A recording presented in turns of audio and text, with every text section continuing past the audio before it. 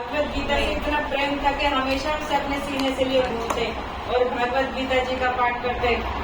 घर वालों ने देखा कि बालक का सिर्फ भगवत गीता में मन है, उन्हें स्कूल भेजा पर स्कूल में भी पढ़ाई में मन नहीं लगता। अब धीरे धीरे बड़े हुए, 14-15 साल की अवस्था हुई, पड़ोसी कहने लगे सबको, तुम्हारा बालक तो लगता है निर्बुद्धि है, पढ़ाई वढ़ाई कुछ करता नहीं, ना घर का काम करता, ऐसा करो इसकी शादी कर दो। शादी कर दोगे तो जिम्मेदारी पड़ेगी, थोड़ी अकल आ जाएगी। अब घर वालों ने भी सोचा कि हाँ, शादी करने से शायद थोड़ी अकल आ जाए।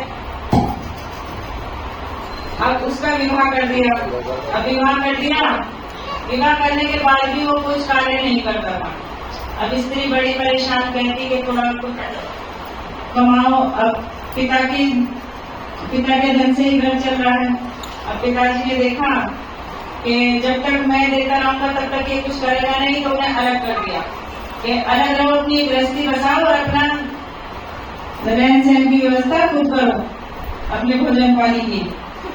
अब उन्हें फिर भी कोई फर्क नहीं पड़ा, वो फिर भी रोज भागवत गीता पढ़ते और अपने हृदय से लगाते और सो जाते। अब पत्नी को बड़ी दुखी, बड़ी परेशान कि ऐसे कैसे जीवन निर्वाह होगा। अब वो समझाती कि कुछ थोड़ा बहुत कुछ कमा लिया करो जो घर की व्यवस्था चले। अब थोड़ा बहुत आस पड़ोस से मांग लेती, कभी किसी से मांग लिया, कभी किसी से मांग लिया। अब एक दिन उनके घर पे कुछ साधु आ गए। तो उसने घर में देखा कोई व्यवस्था नहीं, कुछ नहीं। अब तो बड़ा क्रोध आया। अब पति से खूब झगड़ी कि अगर आज हमारे घर में कुछ व्यवस्था होती, तो कुछ काम करते, तो हम साधु संतों को भोजन करा सकते थे। और ऐसे पति से मैं क्या करूं जो कमाता ही नहीं, किसी काम का ही नहीं। तो फिर तुम्हें देखकर मैं पिंसू, इससे तो अच्छा तुम घर से निकल जाओ, मैं अपने आप कमा लूंगी। और उनके एक बालक हुआ, तो एक बालक माता घर से निकाल दिया। उन्हें बोलने लगे हम खुद व्यवस्था कर लेंगे अपनी। अब बेचारा बड़ा परेशान निकल गया रोते हुए घर से, छाती से गीता को लगाए, जाके नदी किनारे बैठ गया। अब बहुत रोई उनकी गृहिणी। अब वो घर में काम करने लगी, झाड़ू पोछे का काम करने लगी, उसी से घर की व्यवस्था चलाने लगी। 1-2 दिन बीते। अब वहाँ वो भक्त रोता रहा कि हे प्रभु, मैंने तो आपके सिवा कुछ और जाना ही नहीं, मैं तो सिर्फ ये जानता हूँ श्री कृष्ण ही सर्वत्र है, श्री कृष्ण ही सब कुछ है, तो आप ही मेरे सब कुछ हो। और अब पत्नी ने भी घर से बाहर निकाल दिया, बालक भी मेरी इज्जत नहीं करता है, तो अब मैं क्या करूं।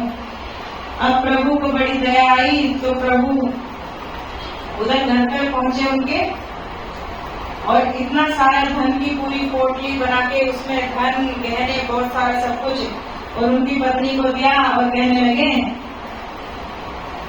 कि मैया ये मैं आपके लिए लाया हूँ। कहने लगी भाई तुम कौन हो बेटा।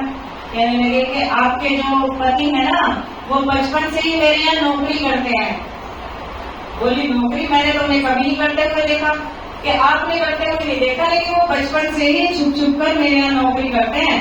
और आज तक का जो उनका जो धन बना है, जो उनकी कमाई बनी है ये आज तक की, वो मैं आपके लिए लाया हूँ, तो आप रख लो।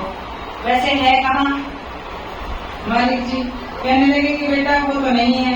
अब देकर चले गए। अब देख के चले गए। अब पत्नी को बड़ा पछतावा हुआ कि मैं तो हमेशा ये सोचती थी कि वो तो गीता ही पढ़ते हैं, भागवत लगता है रात में जाके काम किया करते थे। अब बेटे से बोली कि जा नंदराम जल्दी से अपने पिता को बुला के लाओ, और हमसे तो बड़ा पाप हो गया, हमने उन्हें निकाल दिया, वो उन्हें तो जीवन भर बचपन से ही वो कमाई कर रहे हैं। अब वो गए तो देखा तो जाके वो प्राण त्यागने वाले थे, रो रहे थे। गंगा जी ने जैसे ही चरण रखा तो उन्होंने, उनके बालक ने पकड़ लिया और बोले पिताजी घर चलो, मैया ने बुलाया है। बोले फिर कुछ सुनाएगी क्या। कि नहीं सुनाने के लिए नहीं, मैया बहुत प्रसन्न है, पता है कोई आए थे जिनके यहाँ आप काम करते हो ना, तो वो आए थे, उन्होंने बहुत सारा धन भिजवाया है। कि अच्छा। अब तो दौड़ते हुए घर आए कि ऐसा कौन सा सेठ आ गया जो इतना सारा धन देकर गया है। उन्होंने आकर पूछा कि कौन आया था, किसने धन दिया। बोले आपने कभी मुझे बताया ही नहीं, मैं आपको हमेशा इतना कहती थी, पर आपने कभी नहीं बताया कि आप किसी के यहाँ नौकरी करते हो। कि मैं तो किसी के यहाँ नौकरी नहीं करता, मैंने तो जीवन हो गया, मैंने आज तक काम किया ही नहीं। कहने लगी कि अच्छा मुझसे अब भी झूठ बोल रहे हो। और कोई सांवला सा बालक आया था और कह रहा था कि उनकी यहाँ तुम बचपन से नौकरी करते हो और वो जो भी तुम्हारा जो धन बना है वो देकर गए हैं। वो ऊपर वो दो अब वो कहने लगे कि मैंने तो आज तक भागवत गीता के सिवा कुछ पढ़ा ही नहीं। अब उन्हें स्मरण हुआ कि प्रभु कहते हैं कृष्ण भगवान को तुम मुझे अपने आप को सौंप दे तो तेरा सब कार्य मैं करूँगा।